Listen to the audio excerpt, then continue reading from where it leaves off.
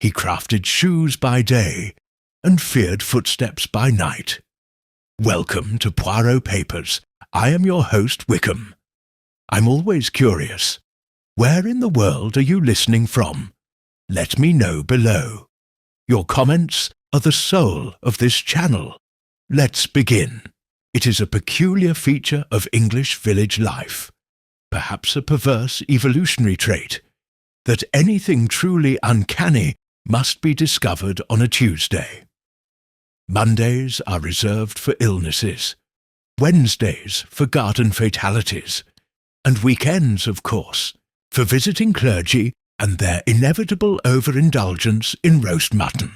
But it was on an unassuming Tuesday, just past the first drizzle of April, that Lord Peter Wimsey stepped into the parish of Knockfell St. Jude to inspect a pair of brogues, and found himself toe-to-toe with death itself.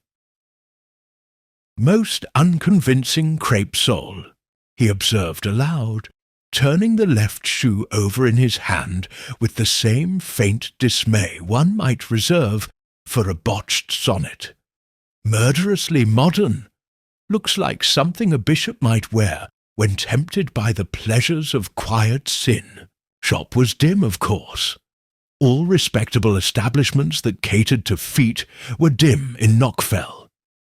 Dimness implied tradition, and tradition disguised the scent of glue. It was no larger than a pantry, this shoemaker's lair, wood-panelled walls closing in like the end of a folk-tale, shelves stacked with cracked lasts and rows of leather awaiting resurrection. In the corner, a cracked phonograph muttered Marla, like a lunatic who'd mislaid his meds. The proprietor, Mr. Osric Tether, was not presently taking customers. He lay quite dead at the rear of the shop, sprawled upon a Turkish rug that no decent man would choose willingly. His face was drawn in a rictus of astonishment, as if he had heard a step. One step, and known in an instant that it spelled doom. "I say," murmured Wimsey, setting the shoe down with excessive care, "I rather think your Mr. Tether has closed for good." The police, represented by one Superintendent Moffat, a man shaped roughly like a boiled ham in uniform, were summoned with admirable speed, although they brought little else. Moffat, whose moustache predated the Somme, regarded Wimsey with the thinly veiled suspicion he reserved for clever aristocrats and anything written in French. "Dead as a cobbler's nail," he pronounced with the sort of laboured confidence that implies one has already decided the cause and culprit. "Natural causes, most likely. Heart or the liver. They go all at once, like undercooked treacle tart." "I defer to your gastrocardiological wisdom," said Wimsey with a faint smile. "And yet—" He knelt with a groan. The legacy of a rugby incident involving 2 pints and an inattentive clergyman, and peered at the rug. "Would you say that was soot?" Moffat squinted. "Could be. Or charcoal. Or perhaps ashes from a fireplace, though Knockfell has had no coal deliveries in over a fortnight, and Mr. Tether was famously allergic to open flame. You know the man?" "No," said Wimsey cheerfully. "But I've read his customer book. He charged 3 and 6 for air, repairing the heels of Miss Templeton's dancing pumps. One gathers he considered sin and style equally inadvisable." Moffat grunted, which in rural policing was the equivalent of a signed affidavit. "There's no sign of violence, locked door, no broken glass. If it weren't for the expression on his face, I'd say he died in his sleep." "But he's wearing his apron," said Wimsey, pointing, "and the kettle, I note, has not boiled. He was expecting someone." "Perhaps a customer." "Perhaps," Wimsey echoed, "or perhaps not." What truly drew Lord Peter's interest, however, was not the corpse itself, nor even the faint trace of ash upon the rug. It was something absurdly minor, almost laughable, a pair of unlaced boots by the door. Men died daily in laced boots, yet these were unlaced, one tongue tucked neatly, the other curled outward like a yawn. It was, to Wimsey's mind, too human a detail for a corpse who'd had no time to undress. It hinted at interruption, or worse, performance. "Tell me, Moffat," Wimsey said at last, rising to his feet and brushing lint from his trousers, "have you ever read The Anatomy of Melancholy?" Moffat blinked. "Is that one of them Russian novels?"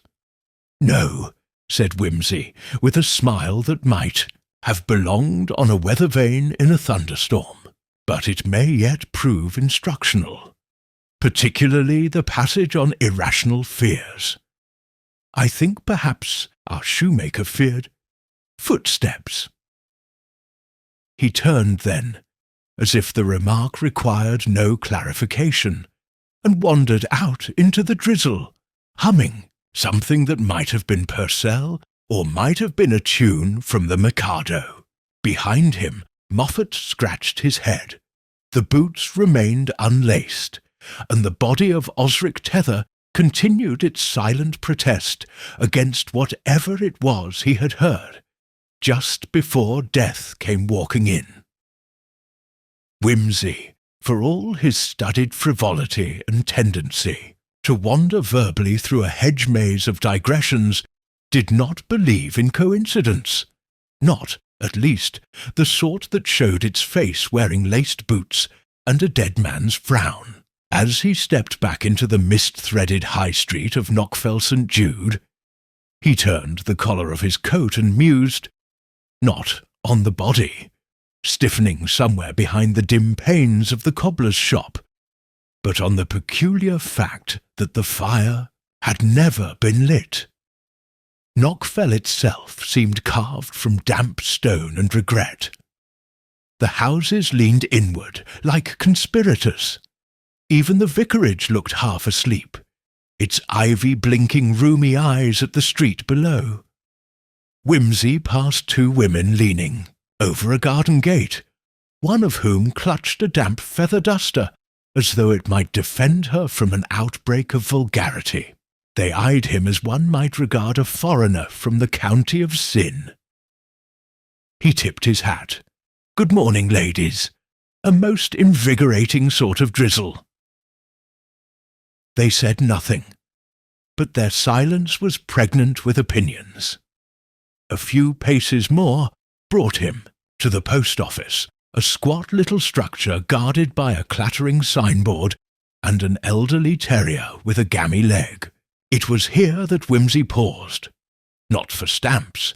He despised the commemorative issue celebrating Bishop Colthurst, but because the postmistress, Miss Lottie Primble, had long served as the village's unofficial receiver of confessions, if only by virtue of being the best listener to unposted letters.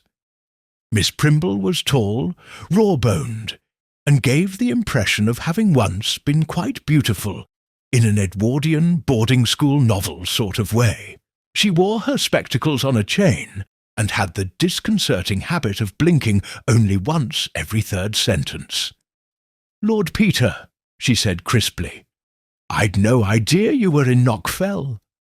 "I'm not. Knockfell is merely tolerating me. I've interrupted a murder investigation." Her eyes flickered. "Oh, Mr. Tether." "Indeed. Was he well liked?" "No one disliked him," said Miss Primble, which, in Knockfell terms, was practically a glowing eulogy. "He was very quiet, terribly exact about his work, and punctual, mind. Opened his shop each morning at 9 on the dot. Bit of a worrier, though. Always thought people were sneaking about his doorstep." Wimsey tilted his head. "Sneaking?" She shrugged one angular shoulder. Said he heard people late at night, footsteps in the lane, once even claimed someone rattled his lock. Did he report this? To whom? She asked archly. Superintendent Moffat wouldn't investigate a ghost without 3 affidavits and a signed confession. Wimsey allowed himself a chuckle. And did you ever hear these nocturnal visitors? No, said Miss Primble, lips pursing. But my cousin Hetty lives directly above the shop, rooms above, back windows facing the alley. Wimsey smiled faintly. Then I must commit the social indecency of dropping in uninvited. Hetty Primble turned out to be the sort of woman who collected thimbles and disapproved of anything boiled in wine. Her flat above the cobbler's shop was a warm jumble of antimacassars, unwatered plants, and porcelain cats that seemed, like their real counterparts, just a touch disdainful. She welcomed Wimsey with the air of someone who had been preparing all her life to recount something sinister. It was last Thursday, she said, setting down a mismatched teacup with a decisive clink. 2 in the morning, near enough. I heard steps in the alley below. Just one set, mind. No voices, not quick footsteps either. Slow, like someone thinking while they walked. Not a drunkard. No, too steady. And Osric told me only the day before he'd oiled the back gate so it wouldn't squeal. Said it was keeping him up. Wimsey made a note on the back of a crossword. Squeaky hinge, premeditatedly oiled. Implies expectation of further visits or of catching someone. Miss Primble, he said slowly, do you recall if there was a fire lit in the shop that night? Or smoke from the chimney the next morning? She frowned, tapping one cat-shaped teaspoon against her knee. No, come to think of it, not yesterday either. Strange, isn't it? Osric always lit a fire, even in spring. Said he couldn't work with cold fingers. And yet his hands this morning, murmured Wimsey, were very cold indeed. The interviews began in earnest shortly thereafter. First came Mr. Cedric Drouet, the village physician, a man whose moustache had ambitions of its own, and whose opinions on footwear were limited to supportive arches. He had examined the body and found no marks of struggle, no wounds, no sign of stroke or seizure. Perfectly natural, he said. Could have been fright, I suppose, if you're fond of fancies. Was he frightened of anyone in particular? Drouet's smile twisted. Of everything in general. Lived like a man expecting the roof to fall in. Next came Mrs. Enid Bramble, who cleaned the shop twice a week and claimed with a certain wounded pride that she had never once seen Mr. Tether's bedroom. A private man, she insisted, worried, very careful about shoes, wouldn't let me touch the order book. Wimsey's ears twitched. And yet he kept it behind the counter? Locked drawer. But I seen him write in it. Was anyone else ever in the shop while you cleaned? She hesitated. There was that man, tall, pale, asked for boots with secret compartments. Osric said he didn't make stage props. When was this? 2 weeks back. Tuesday. Wimsey tapped a rhythm on the table. Tuesday again. How charmingly symmetrical. At length he returned to the shop itself. The police had left. The body was removed. But the room felt no less tense, like a violin string left under strain. He examined the rug again, the ash, the unlaced boots, but also something new, a faint line of smudges along the wall, beneath the chair where the body had slumped. Candle wax? No. Blacker. Grease? Possibly. And faint. A man might miss them altogether unless he'd once been trained to spot boot polish in a trench. "Shit. Tether," Wimsey murmured to the empty shop. "You were waiting for someone. But why polish your boots the night before? And why not lace them at all?" There was a click behind him. The shop door. A girl of about 16 stood there, eyes wide and frightened. Her apron was damp at the hem, and she held a bundle of half-mended sandals against her chest like armour. "I didn't do anything," she said quickly. "No one said you did," said Wimsey gently. "Come in. You've been here before." She nodded. "I work at the vicarage. Mr. Tether fixed the Reverend's shoes. I was supposed to pick them up yesterday morning, but—" "You didn't come." "I came in the evening, after tea, but the door was locked and the lights were out. I thought he'd gone out, so I left. But I saw, yes." Her lip trembled. "A shape in the upstairs window, just for a second." Wimsey's eyes narrowed. "Not Osric?" "No, too tall. I think someone was already there when I came, watching me." Later, alone in his borrowed cottage, Wimsey sat beside the fire with a cup of scalding tea and a well-thumbed copy of the Principles of Criminal Evidence. The girl's testimony lingered like smoke. A figure in the upper window, boots unlaced, ash without fire. A man who feared footsteps, perhaps because he knew the footfall well. But what sort of man awaits death in his apron? Wimsey, of course, had a theory. He always did. But the theory would have to wait. There was someone still missing. Someone who knew Tether better than they claimed. Someone who had walked into that shop, unannounced, wearing shoes that made no sound at all. By the next morning, the drizzle had matured into a grudging sort of mist, the kind that wraps around chimneys like gossip and dulls every surface into melancholy. Lord Peter Wimsey rose earlier than usual, not out of anxiety, which he considered vulgar, but because something small and elusive had nestled itself in the back of his mind like a curled cat demanding attention. He lit a cigarette and stared out the cottage window. Across the lane, the shoemaker's shop stood shuttered. He watched it as a chess player watches a silent square. Not for what occupied it, but for what might move next. The girl's mention of a shape in the upstairs window haunted him, not because he believed in ghosts, but because Osric Tether had no living relatives, no maid, no assistant, and, according to Hetty Primble, no particular inclination for guests.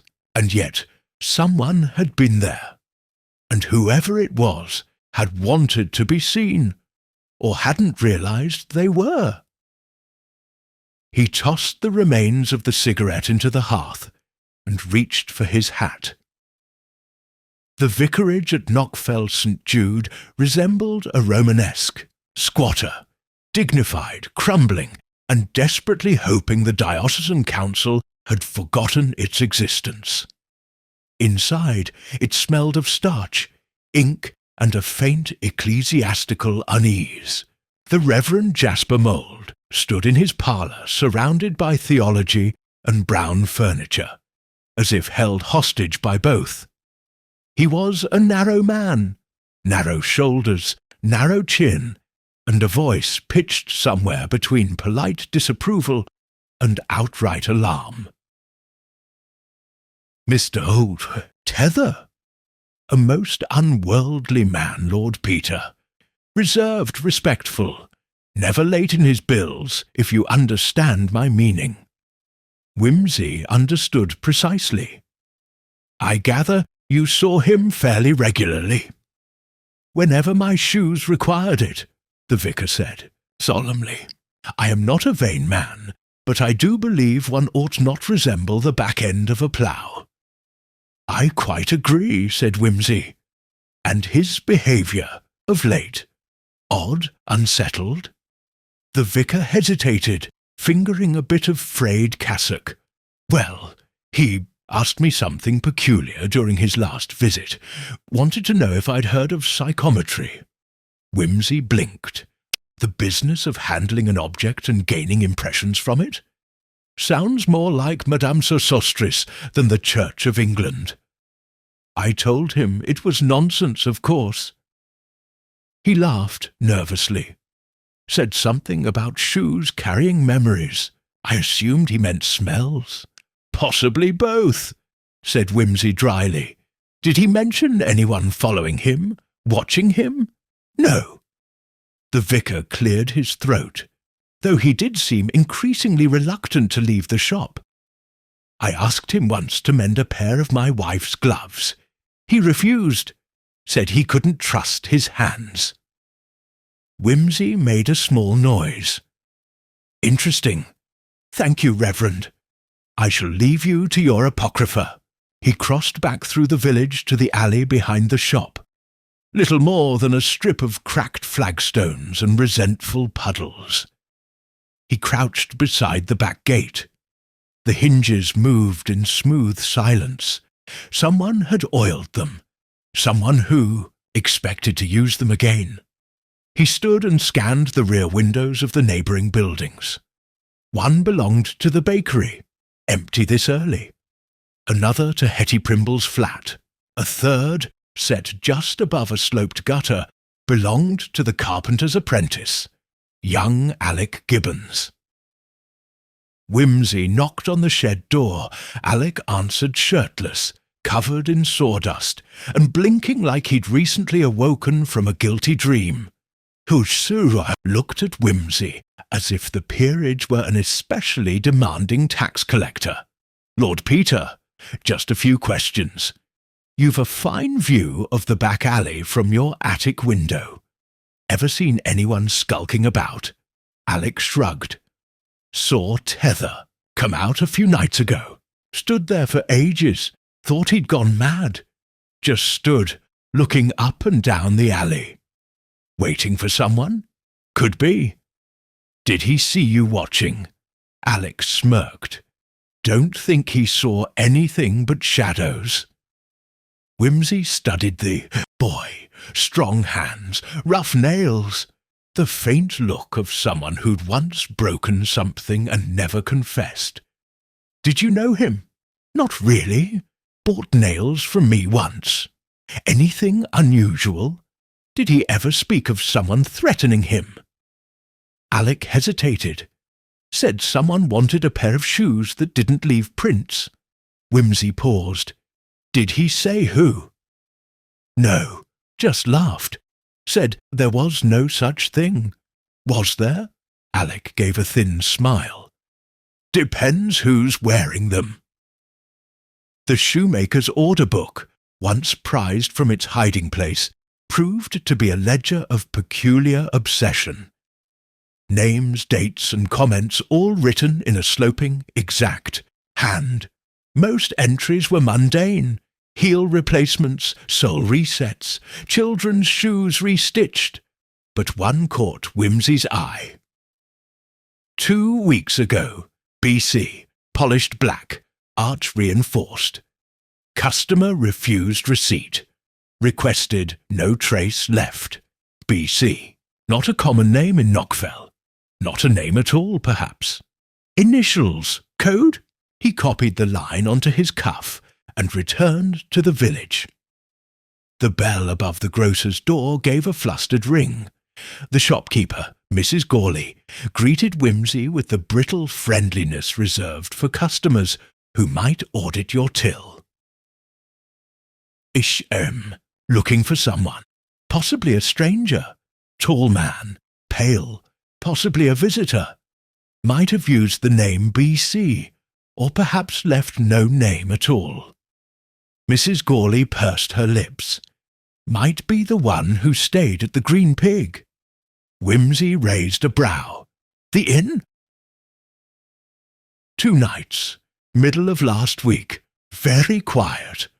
Bought nothing but barley water and a newspaper. Asked a great deal about the Shoemaker.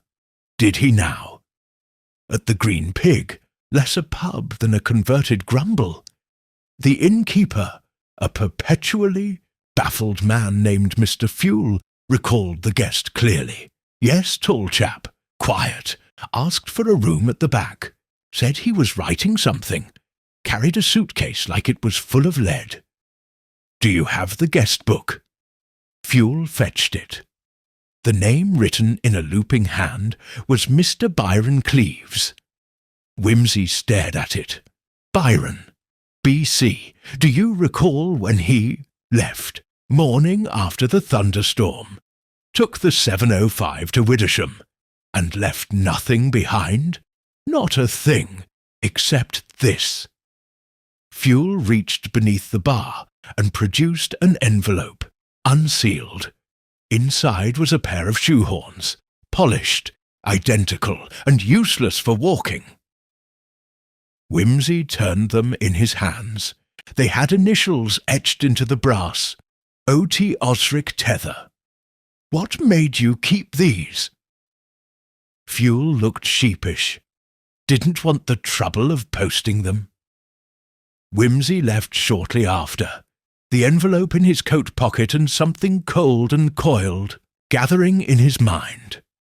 A man arrives, asks for shoes that leave no trace, uses a name that may be false, leaves behind a relic belonging to the man now dead. And then there was the question of the boots. Unlaced, untouched, silent. He returned to the shop once more, where the shadows now grew longer, and the air was thick with the scent of wax and old leather. Behind the counter he bent low, examined the floor beneath the bench. The heel of one boot had something tucked into it. With a flick of a penknife he extracted a sliver of folded vellum.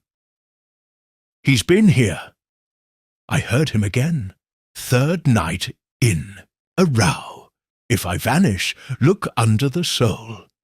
He wants the past buried, because he's afraid I remember it. It was unsigned, but Osric Tether had written it, no doubt. A final note, secreted in his craft, and someone had come for him, not to steal, not to rage, but to silence.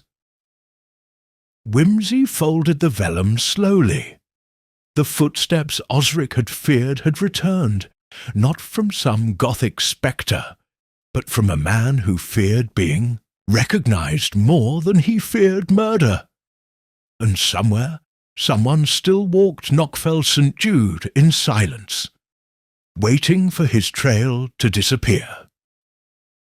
It was late afternoon when Wimsey returned to the cottage, and the air outside had taken on that peculiarly English flavour of damp leaves, gilt, and the clink of distant teacups. He found Bunter already engaged in the laying of a modest repast.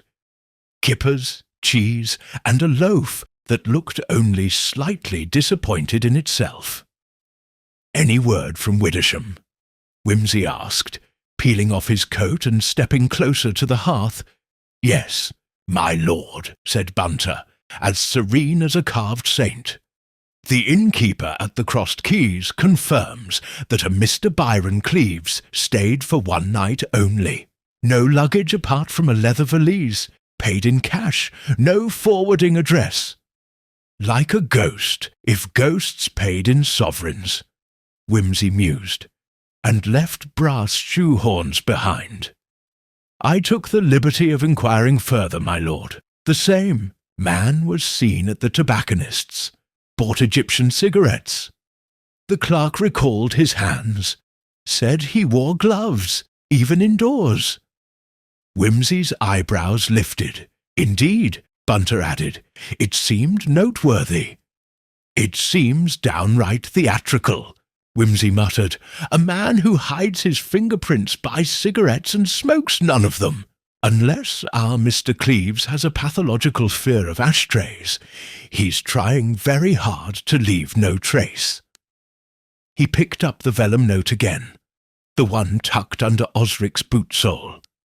It was stiff with apprehension, each word pressed into the page like a boot print into fresh snow. "He wants the past buried, because he's afraid I remember it." The problem with memory, Wimsey knew, was not that it faded. It was that it chose its moments with perverse precision, which meant it was time to visit someone whose business was remembering things no one asked about. The village library of Knockfell St. Jude existed largely as a tax-deductible roomer, located behind the church and manned by an elderly volunteer with a memory sharper than the parish knives.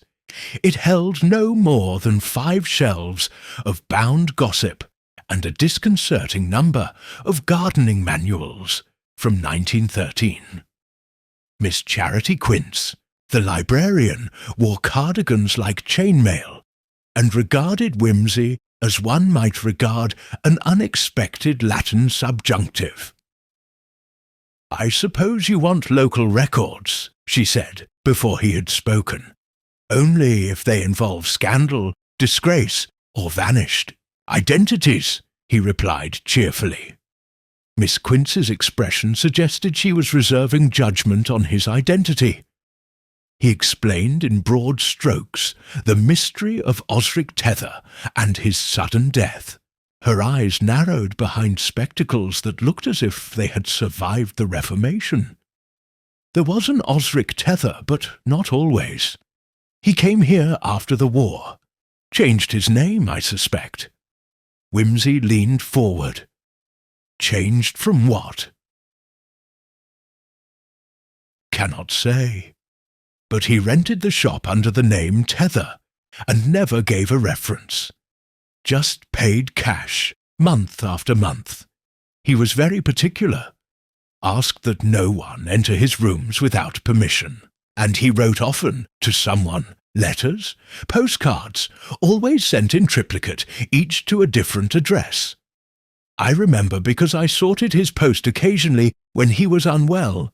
All 3 cards would say the same thing. Short. 1 sentence. Like a message for someone listening in." Wimsey's eyes narrowed. "Do you recall the addresses?" "No. But I know one was in Surrey, one in France, and the third, a P.O. box in London. Very odd. Did he ever speak of family?" "Never. But he kept a photograph." She led Wimsey into the back room, where the miscellaneous donation shelf bore an assortment of yellowed books and half-mended Bibles. From a box marked "Local Donations Non-Circulating," she pulled a slim volume, Wagner and the Death of God. Inside the front cover, pasted with exacting neatness, was a photograph. A young Osric Tether, though not yet called that, stood stiffly in uniform beside a taller man in a civilian coat. Both bore the wary expressions of those who suspect the camera is a gun. The inscription was faint. "To O from B.C. May the past always remain buried." "Do you recognize the taller man?" Wimsey asked. Miss Quince sniffed. "He visited once, years ago.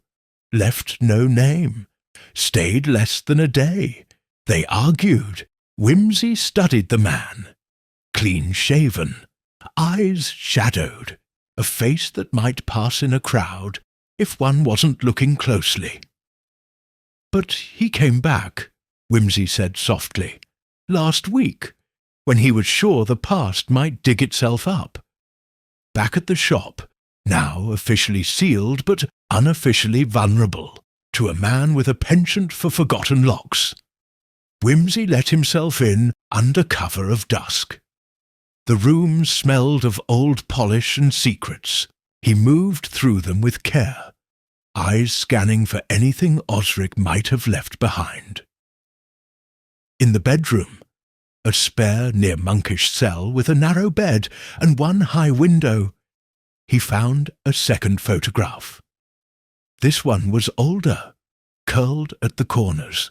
3 men in uniform, all seated at a rough-hewn table, mugs in hand, a fire flickering behind them. The one on the left was unmistakably Tether. The middle man was the same figure from the earlier photo, Byron Cleves, or whoever he truly was. The third man's face had been scorched away, burned with a match perhaps, or a careless coal. Deliberate.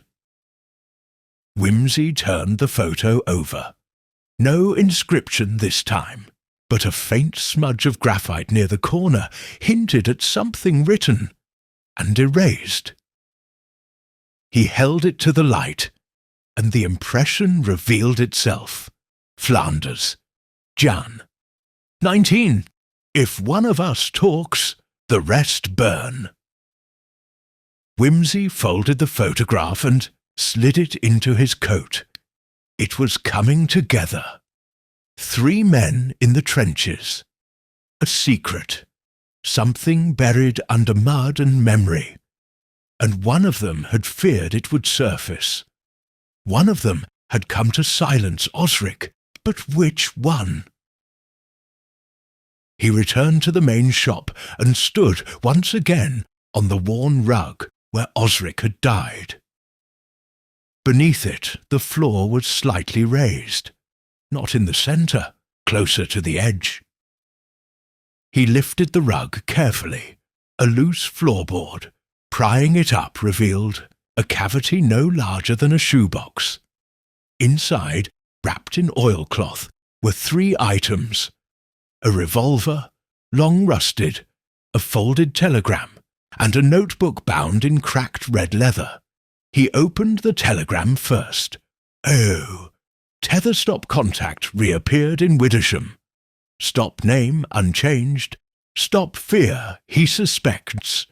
Stop proceed with caution stop. Dated 3 days before Osric's death. Wimsey's. Fingers curled around the leather book. Its pages were thin, its handwriting small and exacting. Diary entries, observations. Some were mundane, orders, customers, dreams, others. He came again. Same questions, different face. Still BC, still that same smell.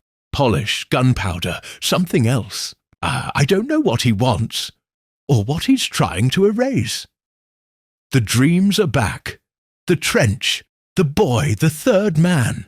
We buried him twice. If he kills me, let them find the boots. They remember everything. Wimsey exhaled slowly, and now we do too. The next morning, as the mist began to lift from Knockfell's hedgerows like the lid from an old wound, Wimsey stood at the railway platform, with Bunter beside him. There were 3, Wimsey said quietly. 1 dead in the war, 1 dead now, and 1 still walking, afraid of what he once was. Bunter nodded. And the 3rd, still a ghost, said Wimsey. But ghosts have habits, even ones who try to leave no footprints, especially them. They boarded the train. The past might have been buried in the mud of Flanders, but it had a curious way of rising again, like a boot print pressed deep, waiting for someone to notice. The train bore them to Widdersham in 1 hour and 37 minutes. A Deepu, sleepy town that appeared to have been drawn in charcoal and then forgotten by the artist. Wimsey, as was his habit on rural branch lines, spent much of the journey rereading the entries in Osric Tether's little red notebook, while Bunter examined the station timetable with the same solemnity he brought to wine labels. Do you note? Bunter, said Wimsey, tapping the spine of the diary. "The paradox of concealment. A man tries so hard to bury his past that he ends up leaving breadcrumbs all over the present. Like a badly planned picnic, my lord. Precisely." Osric tried to forget what happened in 1919, yet he kept a diary. He made boots that remembered. He feared BC, but he also baited him. "There's something in here, some logic just out of reach. You suspect the third man. I do more than suspect. I think the third man is the key to the whole business. He died, certainly. Osric says so, but I wonder if that death was quite as permanent as they intended. I wonder, Bunter, if that's what Byron Cleves feared. Not Osric's memory, but the possibility that someone else remembered too." They arrived in Widdisham just before noon. A market town with ambitions it had long since given up. Its high street was dominated by a tea-room, 2 newsagents, and a chemist that looked like it had survived the Blitz on stubbornness alone. Wimsey led the way to the tobacconist, a narrow shop squeezed between a solicitor and a milliner's.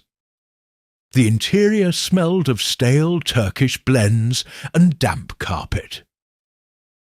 A girl of about 20 stood behind the counter, polishing a glass case with unconcealed boredom. "Morning, Wimsey," said cheerfully. "I'm looking for a man who doesn't smoke." She blinked. "Pardon?" Tall, pale, gloves indoors. Bought Egyptian cigarettes last week and left no scent behind him but apprehension. "Oh, him. Odd fellow. Asked me if the cigarettes were real. Real? Genuine Egyptian. I said they were, and he bought a box. Paid in notes. Didn't speak much after that." "Did he say where he was staying?" "No, but I think he came from the station. Had a ticket in his hand when he walked in." Wimsey nodded and left a coin on the counter. "Much obliged." Outside he turned to Bunter. "We'll try the station master next. If our gloved friend was seen with a ticket, he didn't just arrive. He was planning something. Movement. An alibi, perhaps." The station master at Widdisham was a man with the moustache of a Victorian patriarch and the memory of a stage prompter. He confirmed that Byron Cleves had indeed taken the early train to Knockfell St. Jude 4 days ago, stayed no more than a day, and returned the next morning on the 7:05. "He wore gloves," the man added. "Said the steel rails gave him a rash. Seemed anxious, watched the clock constantly. What about luggage? Just a small case, brown leather, worn handle. Did he say where he was going next? Only that he needed to stop in London before closing a chapter." Wimsey's eyes flickered. "Did he now?" Back at the inn, the Crossed Keys, a name more promising than its decor, they examined the guest book. The signature was the same. Byron Cleves. The room he'd stayed in was already let to a travelling poultry rep. But the chambermaid remembered Cleves well. "Didn't touch the bed," she said. "Stood by the window most of the night, I think. And I found this when I changed the sheets." She held out a folded square of newspaper. It was part of the Widdisham Gazette, dated 4 days prior. The article circled in blue pencil read, "Body found in trench. Remains unearthed at Flanders site." Wimsey took the clipping and stared. "There it is," he murmured. "The ghost." Back at the cottage that evening, with firelight playing on the panelled walls and a bottle of Sauternes open for courage, Wimsey laid out the puzzle pieces on the table. 3 men, he began, speaking aloud to himself and to Bunter, who watched with attentive silence. Let us call them what they were before they became shadows. Osric Tether, whose real name may be lost to time, was the shoemaker, the artisan, the survivor. Byron Cleves, if indeed that's his name, is the second. A man of nerves, polish, and a desire to erase the past. The third, unknown, perhaps dead, perhaps not. But the article says something interesting. The body found in the Flanders Trench had a tag sewn into the uniform, M. Albright. Bunter stirred. Not a name we've seen. No, but one I suspect Cleves recognized. A corpse rising out of the past. That's the thing that scared him most. Osric remembered the secret. The corpse proved it hadn't gone away. What was the secret, my lord? Wimsey steepled his fingers. Murder. Wartime murder. I believe the three of them executed someone under false pretenses. Perhaps an officer. Perhaps a deserter. They covered it up, buried the body in no man's land, and swore each other to silence. Until the body was found. Exactly. Osric feared being blamed. Feared his conscience more, perhaps. Cleves feared exposure. He came to Knockfell to see if Osric would talk, and when he thought he might, he killed him. But the method, yes. Wimsey smiled thinly. No wounds, no poison. I believe Osric was frightened to death. Quite literally. Cleves staged his approach carefully. Footsteps creaking, the sound of a voice he hadn't heard since 1919. A psychological assault. Unorthodox, Bunter said. Effective, Wimsey replied. But then, why the boots? That's the final insult, Wimsey said. Osric left behind clues in the only language he trusted, leather. The boots were made with reinforced arches to hold a message, and left unlaced to signal something interrupted. Cleves wanted to erase him, but Osric left his memory under the sole. He sipped the sauternes. It's elegant, Bunter. Quite horrid, like something out of Euripides. What now? Now, Wimsey said, rising, we invite Mr. Byron Cleves to a fitting. 2 days later, in a parlour room of the Green Pig, Lord Peter Wimsey stood with the sun behind him and the envelope of evidence in his breast pocket. Across from him, Byron Cleves sat with ungloved hands, and a smile stretched too tight across his face. Lord Peter, he said, this is unexpected, isn't it? Though I expect Osric Tether might have found it entirely too familiar. You stood before him once before, didn't you? In a different uniform, with a different name. Cleves said nothing. I found your photograph, Wimsey continued, the one you left behind for Miss Quince to shelve. I matched it to the trench diary. The same face, year after year, trying so very hard to remain undefined. You've no proof. I killed him. Oh, but I do, Wimsey said gently. I have the boots. I have the letter. I have your own request, for shoes that leave no trace. And I have your fear. The real giveaway, Mr. Cleves, is not what you did. It's what you wore while doing it. He drew the envelope from his pocket and laid it on the table.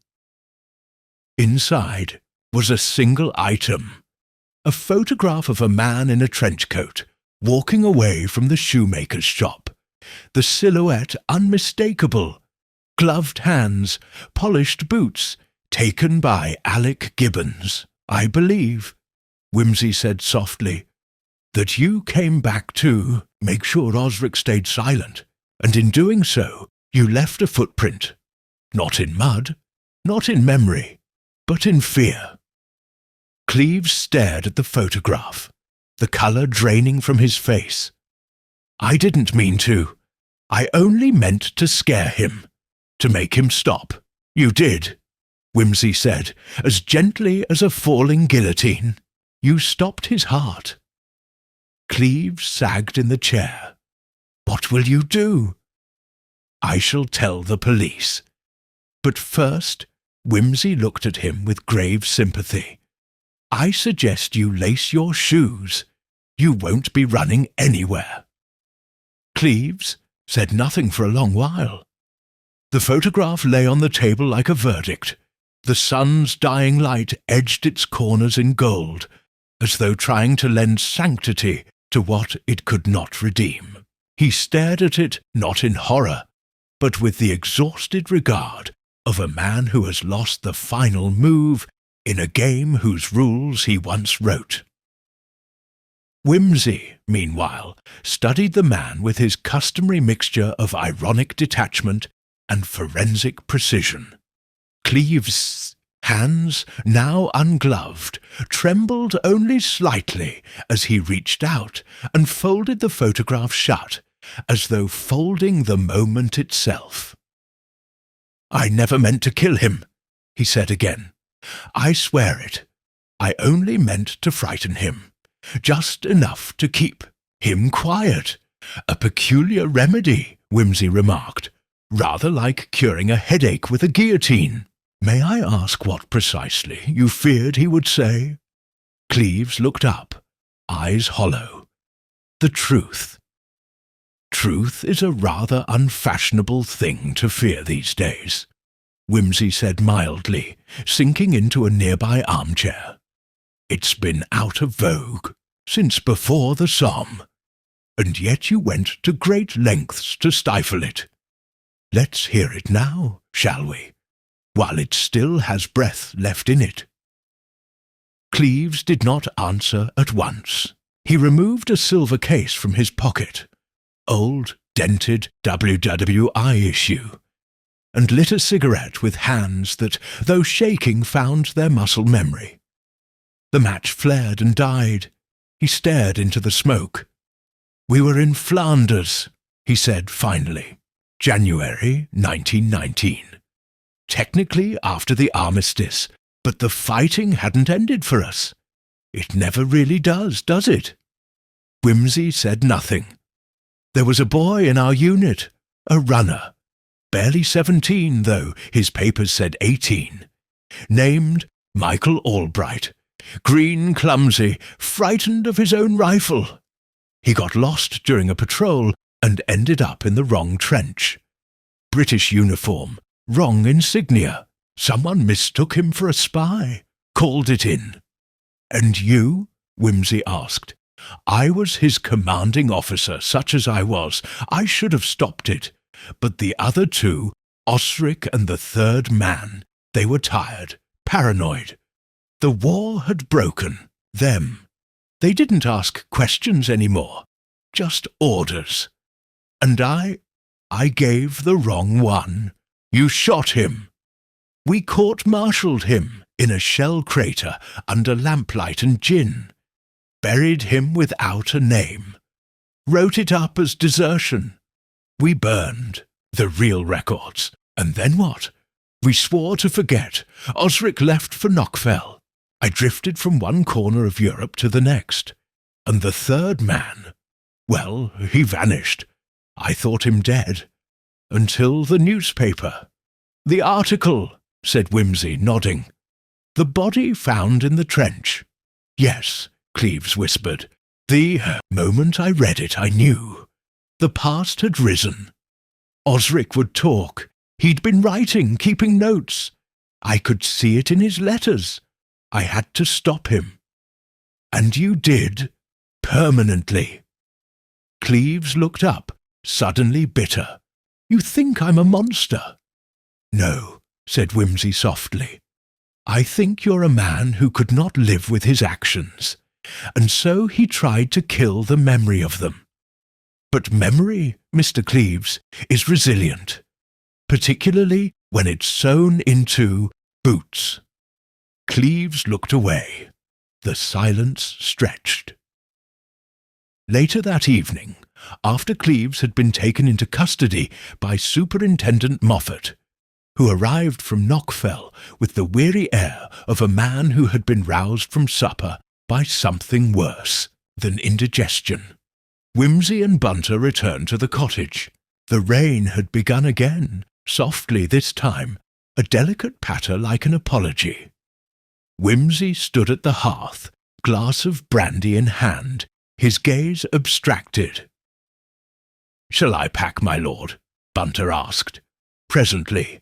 There's one matter yet unsettled. Concerning the third man? Precisely.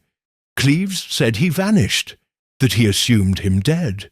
But I'm not so sure. Someone sent that telegram to Osric. Someone warned him that BC had resurfaced, that he was asking questions. Indeed, my lord, the telegram came from London, and was unsigned," Wimsey said, "which implies caution, perhaps guilt, perhaps fear." He turned to the little red diary and flipped to the first page. There, almost obscured by the press of ink and wear, was an annotation in a different hand than Osric's, a cramped, slightly slanted script. "For the day when remembrance is no longer a luxury." Bunter leaned closer. "Recognizable handwriting, my lord?" "Possibly, but we shall need to consult someone with a finer eye." 2 days later found Wimsey and Bunter seated in the reading room of the British Museum. Rain battered the windows with the persistence of a child denied sweets. Before them sat a stack of military records, court-martial transcripts, and archived field reports, all marked confidential and acquired through channels that had once considered Wimsey's war record an acceptable passport. "The third man," Wimsey murmured, leafing through the pages, "was listed only by initial, HC, no full name, no discharge record, no death certificate. Curious. Curiouser still," Bunter added, pointing to a page, "that his last known address was London, a street that no longer exists, bombed out in 42. Wimsey frowned. Too convenient. He returned to the diary, cross-referenced the initials, and matched the handwriting in the annotation to a specimen in the War Office file. The slant, the peculiar way of forming the letter F, the slight upward flick at the end of each sentence, identical. "He's alive," Wimsey said, almost with wonder. HC, the third man, not dead, watching, perhaps even guiding, a silent conscience. And the telegram, sent by him, no doubt, to warn Osric, to protect the secret or to contain it. Bunter closed the file. "Shall we attempt to locate him?" "No," said Wimsey after a pause. "Let ghosts lie where they choose. He has chosen silence, perhaps in penance, perhaps in mercy. And Cleves? The courts will have him. But the truth is the greater punishment. He's spent his life in its shadow." Wimsey looked out the window. The rain had thinned. A faint glimmer of sun pushed through the clouds like a late apology. "Albright's name will be cleared," he said, quietly and without spectacle. "The War Office will amend its records, and Knockfell will return to its curtains and tea." "And Lord Peter?" Wimsey smiled faintly. "Lord Peter shall return to London, dine at the club, and pretend to care about French economics, and try not to think of boots that remember things we choose to forget." 2 weeks later, a small notice appeared in the Times, lost between a wedding announcement and the obituary of a racehorse. "The War Office has amended the record of Private Michael Albright, formerly listed as executed for desertion, to reflect killed in the line of duty, January 1919, Flanders. No explanation followed, but in Knockfell St. Jude, a small wooden cross was added to the village memorial. Below the names carved in cold stone, a new plaque had been affixed, and one who was wrongly named now rightly remembered. In the churchyard, the wind passed over the gravestones like breath. The past, it seemed, did not vanish, it simply walked softly, like footsteps in a cobbler's shop, light, careful, and impossible to unhear. A week passed, and Knockfell St. Jude resumed its usual hush, broken only by the creak of gates and the muffled exchange of gossip outside the greengrocer's. Mr. Osric Tether had been buried under the modest auspices of the parish vicar, the service marked by a single hymn, a drab floral arrangement, and the rigid expressions of those who had known the man for decades, without ever speaking more than a dozen words to him. Wimsey had not attended the funeral, not from callousness, but out of respect for silence. The dead, he always said, do not require applause, but he had returned, not to the shop, which was now boarded up, nor to the cottage, which had been turned over to a holidaying school inspector and his wife, but to the little bench outside Miss Primble's post office, where the locals occasionally allowed truth to be mentioned in passing like a visitor from another parish. "You've come back to finish it," Miss Primble observed, peering over the top of her spectacles as Wimsey took a seat beside her. "Finish? Oh, dear lady, I never finish anything. I merely tie the ends into something resembling a bow, and hope no one yanks too hard." She sniffed. "I thought you'd want to know. There was a letter." Wimsey turned to her. "Came in yesterday. Foreign postmark. France. Addressed to Osric Tether. I didn't forward it naturally. Not when I knew you'd be back." She produced it with the solemnity of a confession. An envelope yellowed by distance and care, the name written in a fine looping hand. No return address, no signature, just a single folded sheet inside. Wimsey read it slowly, lips pressed into a fine line. "Oh, he's gone too far. I warned you, and now I warn you again.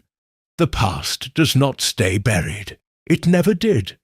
I see it in dreams. I see it in children who bear names we tried to forget. He came to me last week. Asked the old question. I lied. I always lie.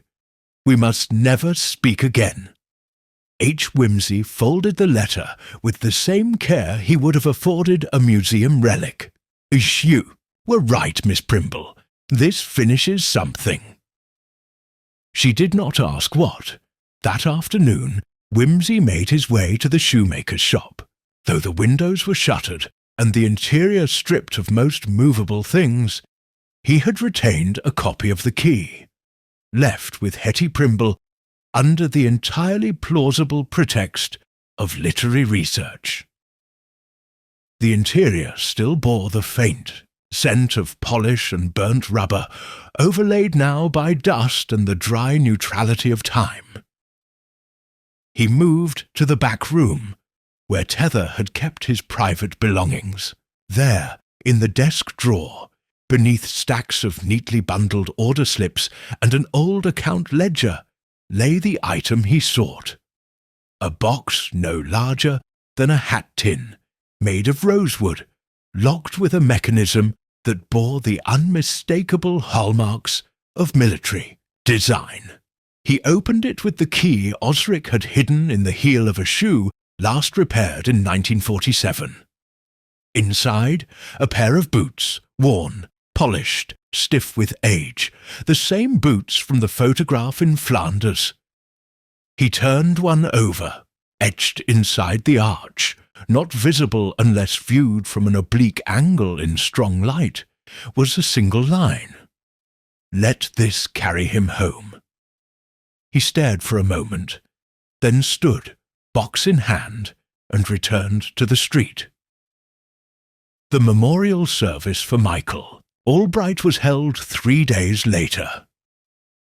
This time the sun chose to shine, an event which startled the village cat and prompted old Mr. Peasgood to change his trousers.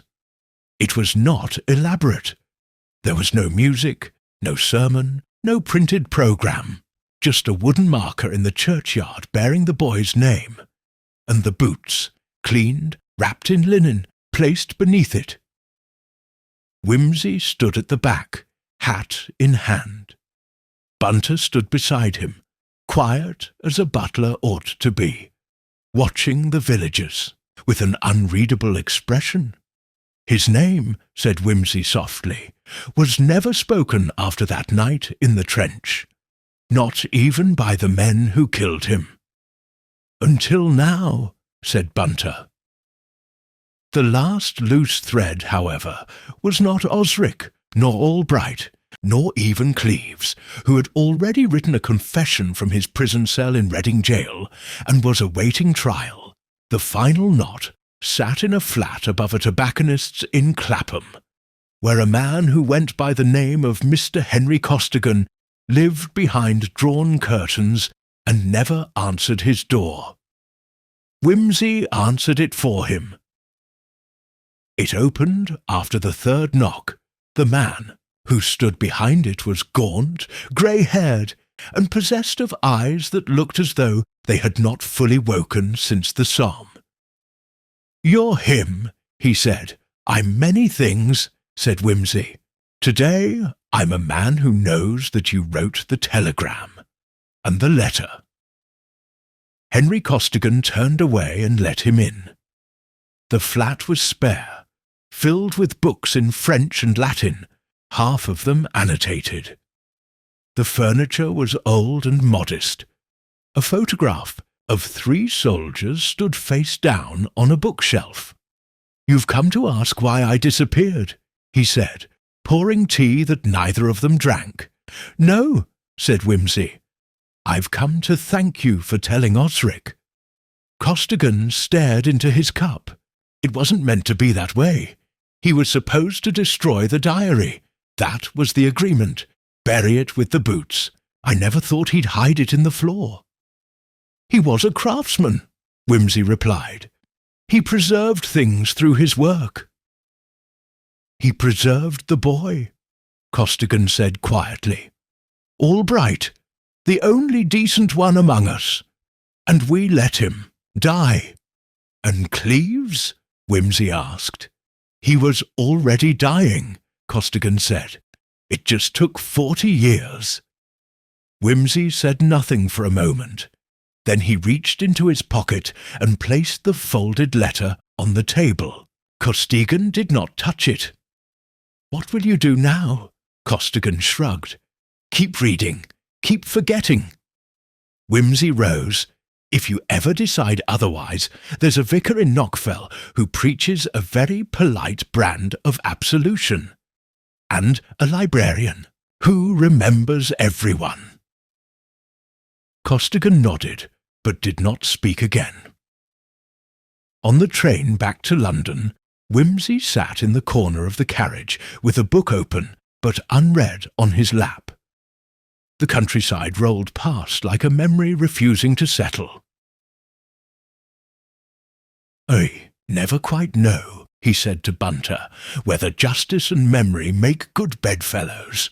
"They seldom do, my lord," Bunter replied, "but sometimes they sleep in the same house." Wimsey smiled faintly, "And sometimes, perhaps, they wear the same boots." He closed the book. Outside, the track curved gently toward the horizon, and, somewhere far behind them, in a quiet village in Sussex, the shoemaker who feared footsteps no longer heard them. But the boots he made remembered, and because they remembered, so too did the world. London in October had turned moody. The light filtered in thin, nicotine-yellow strands through soot-furred windows. The streets were slick with drizzle and the resigned trudge of umbrellas. At Bologna Club, the doorman eyed Lord Peter Wimsey with a nod that was 1 part reverence, 2 parts disbelief that anyone would willingly return from the country in such weather.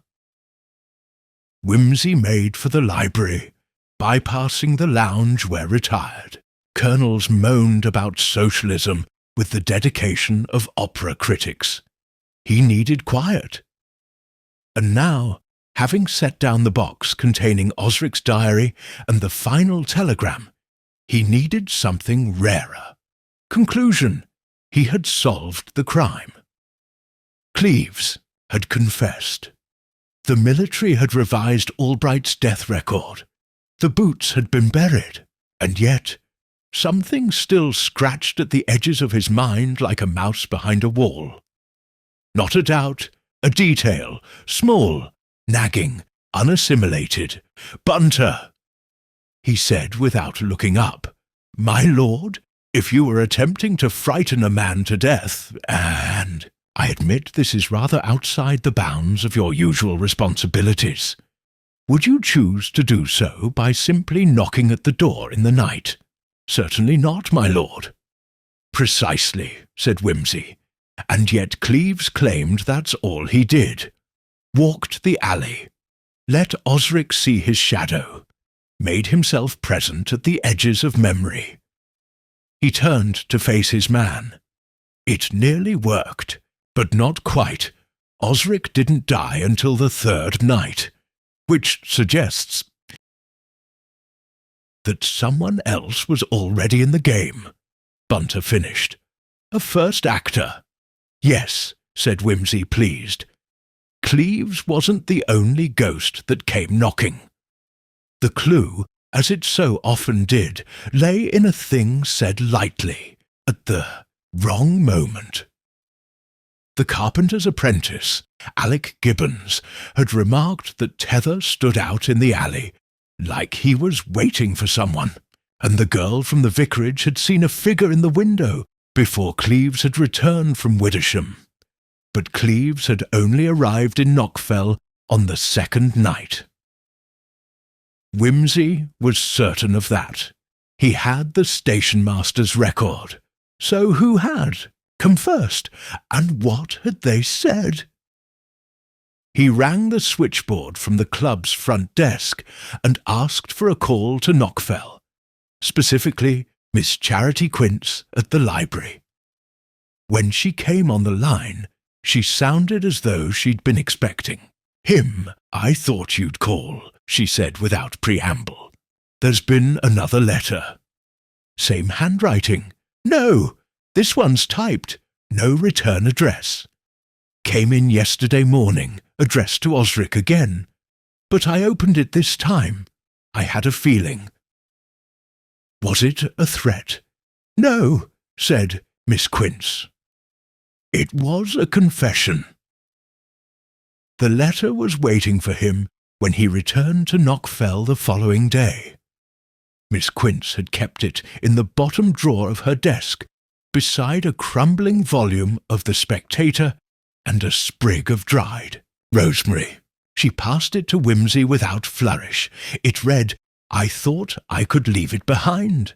I thought if I changed my name, forgot the sound of the trench, the crack of ice over boots, I might live again. But the dreams kept coming. I saw his face. I saw the boy. I saw the lamp shaking when we pulled the trigger. Osric forgave me. That was the worst of it.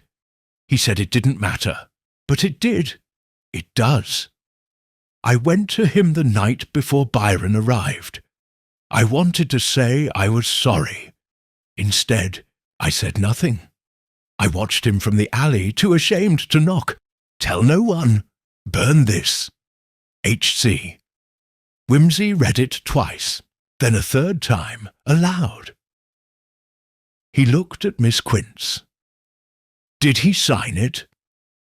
No, but he used the same typewriter Osric had in the back room. It's been missing since his death. Wimsey raised an eyebrow. Hetty told me it vanished from the shop the day after he died, before the police took inventory. And you didn't mention this? I didn't want to believe what it suggested. Wimsey folded the letter. That Henry Costigan, our vanished third man, was in Knockfell before. Cleves? Yes, Miss Quince whispered, and that he saw it coming, and did nothing. That evening, Wimsey walked the alley behind the shop once more. The moon was just a pale impression behind clouds, and the stones were slick underfoot. He stopped before the gate, which still swung silently. A detail that had once been about intrusion now spoke of guilt. Someone had oiled it not to enter, but to leave without waking a man already too afraid. Costigan had returned, not to silence Osric, not to kill, but to watch and do nothing. It was almost worse. He found Costigan again in Clapham, where the flat was half-packed, books in boxes, letters half-burned in the fireplace. The man opened the door slowly this time, no surprise in his face. "You received the letter," he said. "I did." "And you've come to arrest me." "No," said Wimsey. "You didn't kill Osric, but you might have saved him." "I know." Costigan poured 2 drinks. This time they drank them. "He didn't recognize me," the man said quietly. "Not at first, but when he did, he smiled, like it was a relief. I was the last piece of the memory, you see, the part he needed to forgive." "And you couldn't let him?" "No," Costigan said, voice cracking, "because I hadn't forgiven myself." Wimsey said nothing for a while. "I think," he said eventually, "that guilt is less a burden than a contract. It binds you to the dead until the debt is paid." "And have I paid it?" "No," said Wimsey, standing. "But you've acknowledged it, and that, for the dead, is often enough." He paused in the doorway. "You should go to Knockfell. They say, to confess, just to walk the alley in daylight. It's time." A fortnight later, Miss Charity Quince wrote Wimsey a final letter. Her handwriting, always exact, was particularly fine that day. "Lord Peter, you asked me to let you know if Mr. Costigan ever came to the village again. He did.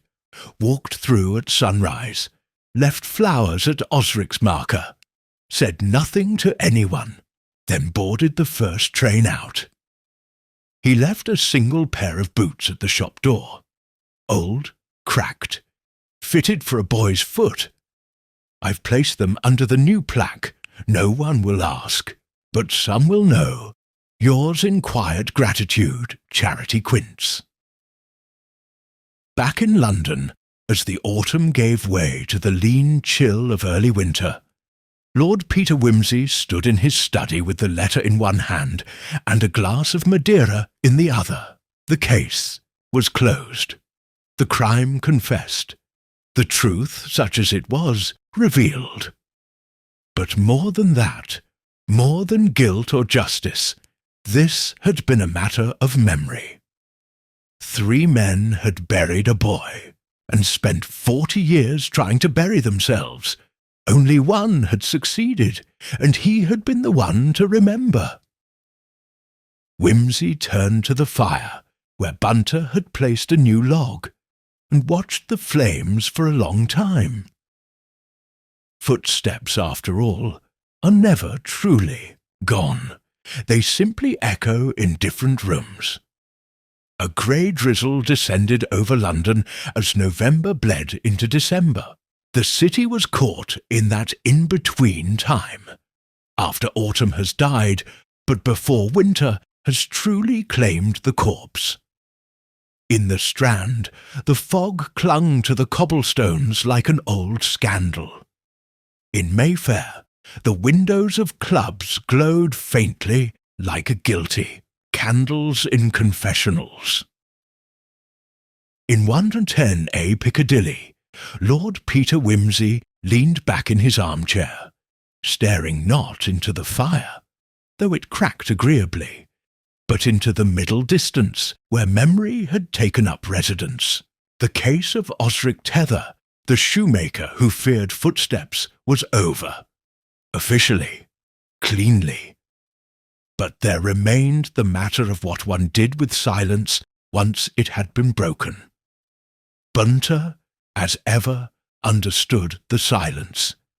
He entered without asking, and placed a telegram on the small side table beside the whisky decanter. "It's from Miss Quince, my lord." Wimsey unfolded it and read, "Boots removed overnight, stop brass nameplate. Defaced stop church door, found open this morning. Stop no, sign of forced entry. Stop, entirely eerie stop. Kindly advise stop, CQ." He read it twice, then sighed. "You know, Bunter, one does try to end these things, put them to rest, sprinkle lavender over the bones, as it were. But some stories, some sins, don't like endings. Indeed, my lord. Shall I begin packing?" Not yet. Wimsey rubbed his chin. Someone returned to Knockfell last night. Someone who did not like the sight of that nameplate or those boots. The gesture was personal, private, almost intimate. "Vandalism rarely is," Bunter observed, "but it is sometimes confessional." Wimsey looked up. "Precisely. I don't think it's Cleves. He's under watch. I don't believe it's Costigan. He's made peace with his silence. No, this is someone else. Someone who knew Albright, knew what happened." Bunter inclined his head. "There was mention of a fourth man once, my lord. A non-combatant, perhaps, someone present only in memory." Wimsey rose. "Someone forgotten, or rather, someone who tried to forget themselves." The train to Knockfell was uneventful. Wimsey brought along a copy of Rasselas, which he didn't read, and the station platform met him with the familiar scent of damp leaves and unspoken things. Miss Quince was waiting, buttoned to the chin in a coat that might have belonged to a Prussian matron, and wielding an umbrella like a bayonet. "They took the boots," she said at once. "The ones Mr. Costigan left. Gone, and the plaque scraped clean." "Any signs of forced entry?" "None. The vicarage was locked, the church doors only slightly ajar. No prints, nothing stolen, just removed." "Then someone wanted the boy forgotten again," said Wimsey quietly. He walked with her to the churchyard. The grass was slick underfoot, the sky leaden and unmoved. The plaque at the base of the memorial had indeed been defaced, scraped not with vandalistic fury, but surgical care, as though its presence was not offensive, but dangerous. Wimsey crouched, gloved fingers brushing the faint edges of what had been lettering. "Removed with a file," he murmured. "Possibly one of the old kind, shoemaker's tools." Miss Quince inhaled sharply. "One of Osric's? Or someone who shared Osric's skill?" He stood slowly. "I think," he said, "it's time we had another talk with Alec Gibbons." They came.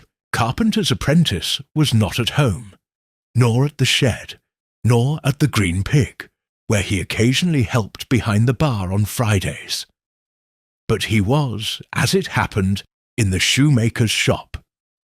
Wimsey found him there after an hour of quiet inquiry.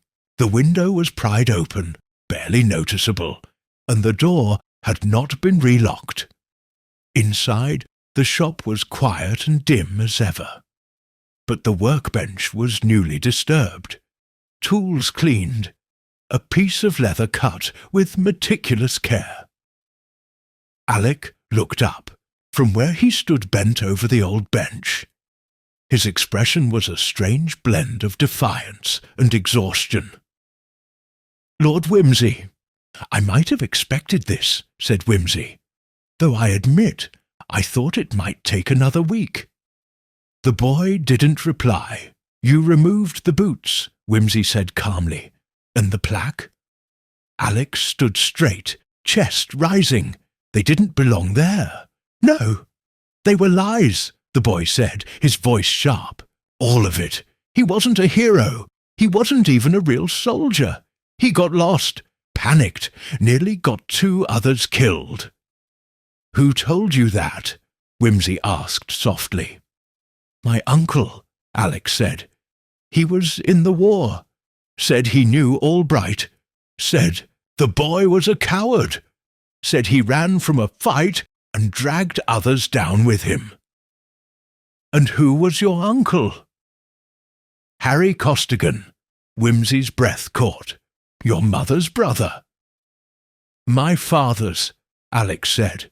"He came to stay when I was small. Said he didn't have a home anymore. Said he'd been to Flanders. Said he watched a boy die and never forgot it."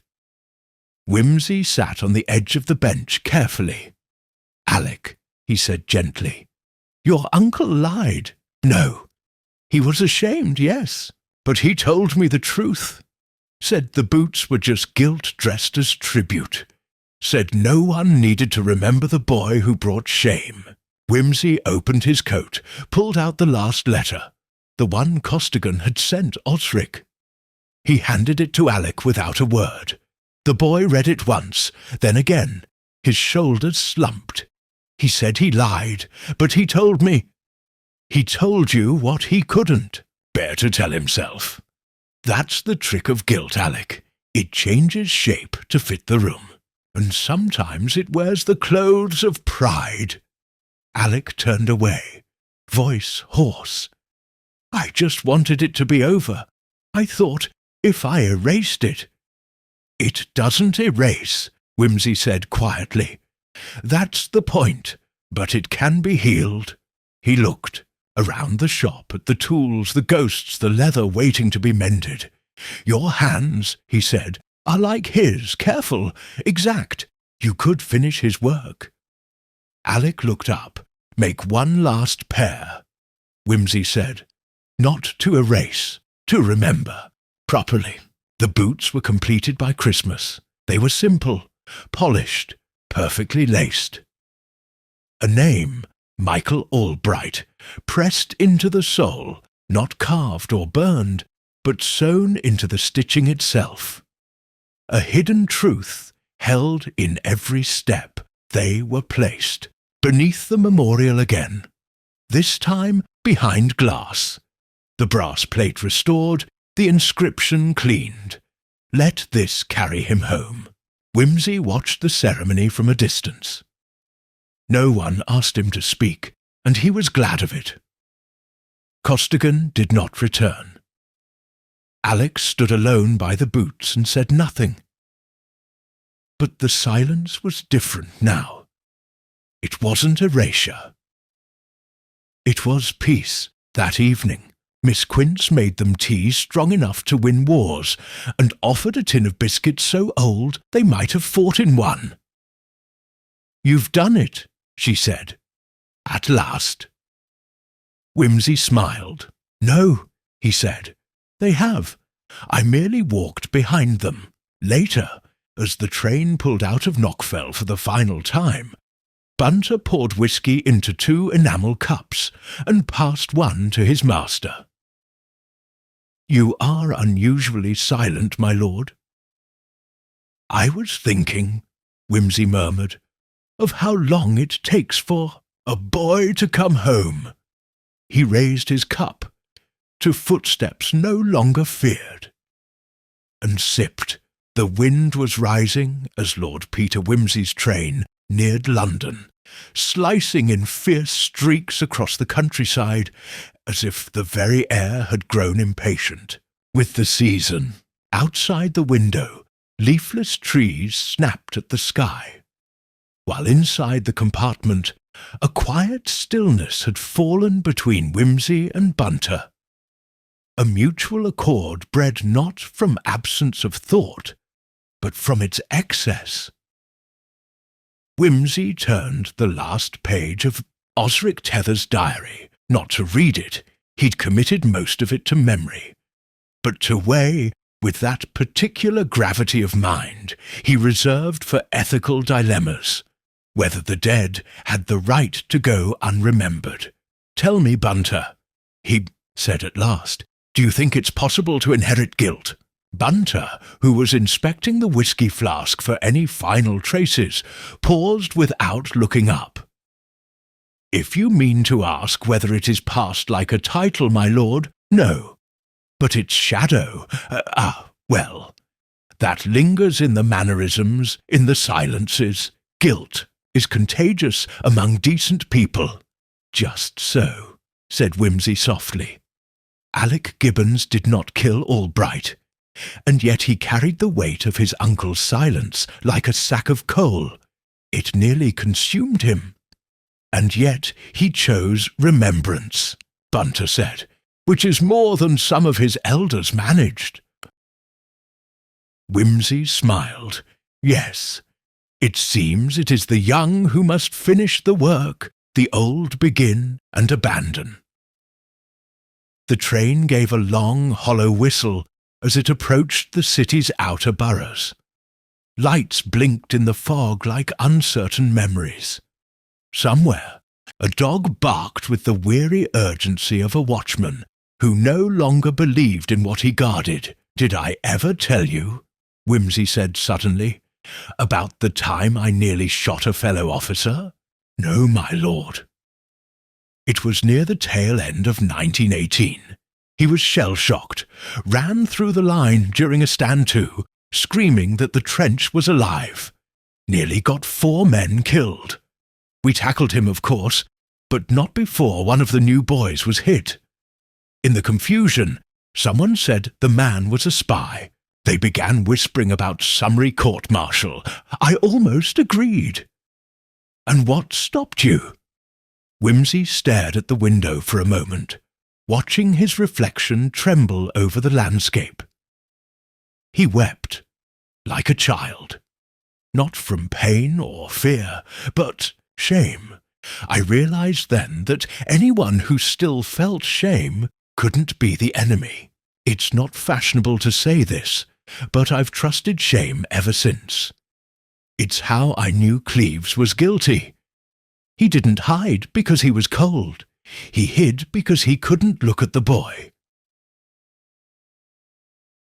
The return to London was as brisk as it was unceremonious.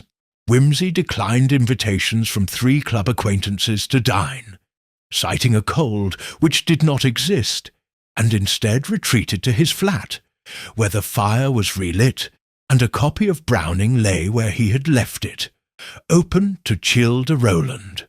The next morning he wrote 2 letters. The first was to Henry Costigan. "Dear H, there is a new plaque in Knockfell. A boy's name is there.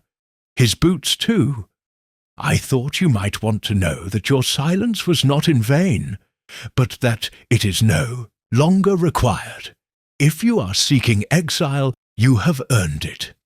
If you are seeking peace, it waits for you among the gravestones. Yours, in quiet solidarity, Peter D.W. the second was to the War Office. To whom it may concern, I enclose a transcript and photographic evidence pertaining to the posthumous rehabilitation of Private Michael Albright. These materials are not for public release, but may serve as reference should similar cases arise. The circumstances of his execution were, as you may see, less judicial than desperate. It is my opinion that no further action is required. A name restored is action enough. With all due formality, Lord Peter Braden Wimsey. By mid-December, the press had moved on. The Times ran a small piece on wartime records being quietly re-evaluated. Country Life printed a photograph of Knockfell's War Memorial with a caption lauding a village cobbler's unexpected legacy. No one mentioned Cleves by name. He had been found guilty of involuntary manslaughter and sentenced to a term deemed appropriate for a man of deteriorating health and considerable remorse. He would die 2 years later in a sanatorium in Devon, requesting that no obituary be printed. Miss Quince wrote regularly to report on the churchyard's condition.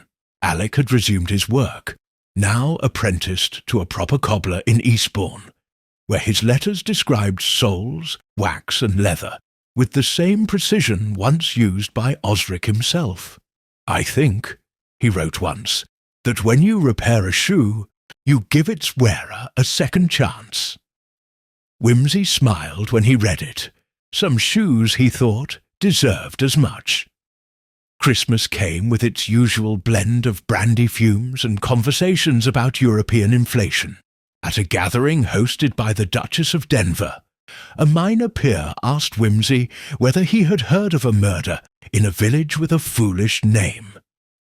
"Shoemaker involved, I think," the man said. "Queer sort of thing. Fellow died of fright. Can't imagine it would make for much of a story." "No," said Wimsey, taking a sip of sherry. "Nothing interesting in it at all." On New Year's Day, Wimsey walked alone to a small military cemetery outside Chichester, where the original body of Michael Albright, now properly identified, had been interred. The gravestone was modest, no Latin, no florid epitaph, just the name, the date, and the rank. A pair of civilian boots stood neatly at its base, not new, but cared for. He turned and found Henry Costigan watching from the road. They said nothing. Wimsey nodded once. Costigan raised a hand, then disappeared into the fog. Later that evening, Bunter served a modest supper: roast duck, chestnut stuffing, a half bottle of Massor, and Wimsey ate in thoughtful silence. When the plates were cleared and the wine nearly gone, he turned to the fire and murmured more to himself than to Bunter. "A man is dead, and we have found out how and why. We have named the killer, laid the facts in a row, like coppers on a counting table. But what do we call justice when the facts are so old they have changed their meaning?" Bunter folded the napkin with military precision. "Perhaps, my lord, we call it remembrance." Wimsey smiled. "Remembrance," he said. "Yes, though it's not as tidy as a hanging."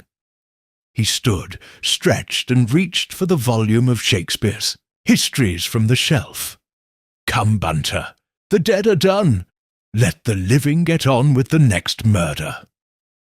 And he wandered off to bed, whistling something obscure in D minor, while the boots he'd worn that day, newly polished and slightly damp from the cemetery, rested near the fire, warm and silent. Waiting. Lord Peter Wimsey was not a man given to sentimental attachments. He admired poetry, but distrusted poets, found philosophy useful, but philosophers tedious, and believed the most honest sentences ever written had appeared not in Plato or Shelley, but on the soles of shoes, made in England. And yet, in the days and weeks that followed the final resolution of Osric Tether's death and the quiet restoration of Michael Albright's name, He found himself uncharacteristically slow to move on, not because the facts were unclear, they were not, but because something in the pattern of the affair had continued to whisper. It wasn't the confession. Cleves had confessed. It wasn't the cover-up. Costigan had explained it. It wasn't even Alec Gibbons and his temporary misdirection. It was a single phrase, tucked in the back of Osric Tether's diary, barely legible. I recognized him before he spoke, not by his voice, but by the